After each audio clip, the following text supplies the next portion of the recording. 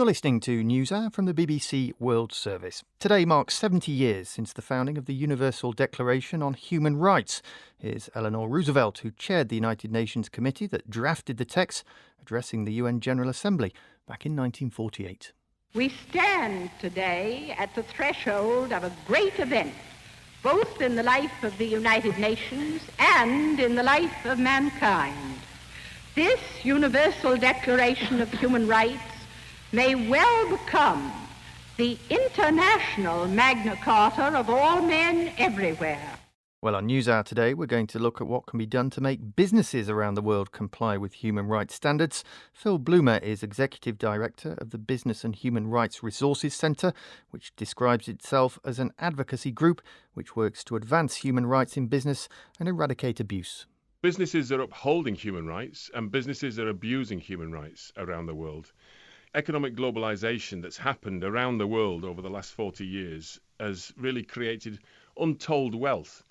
And yet the inequality that's also grown with that, because human rights have not been at the heart of business, has essentially meant that a lot of the potential to really deliver the shared prosperity, to emancipate the majority from drudgery and abuse, has been squandered.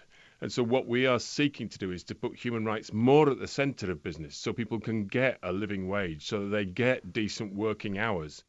I think some companies would say, well, look, they are trying to adhere to such principles. There have been examples of sweatshops being exposed and companies then saying they're not going to use such facilities. Is that not true? Absolutely. And I mean, and we value enormously the small cluster of responsible companies that are now really seeking to be able to enshrine and embed human rights at the heart of their businesses. I mean, just today, as a celebration of the Universal Declaration of Human Rights, which is the 70th anniversary today, a small group of companies and investors have come out saying that they not only seek to uphold and promote civic freedoms, human rights in their supply chains and their operations around the world, but that they are also seeking to help and defend and support the very human rights defenders who seek to hold open those civic freedoms in those societies. Companies like Adidas, Anglo-American, they've all come out today with that statement, and we applaud that. Now, you mentioned the 70th anniversary of the Universal Declaration of Human Rights. How far have we come since then? The Universal Declaration of Human Rights has changed the world profoundly.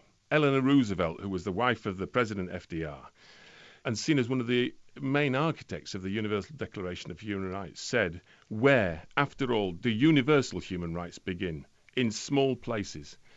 And I believe strongly that you can go across the UK, South Africa, India, Brazil, Mexico. You can go to all these countries and you will find in the farms, in the fields, in the factories and in homes the essential human freedoms that have been opened up by that Universal Declaration of Human Rights. And that was Phil Bloomer from the Business and Human Rights Resources Centre.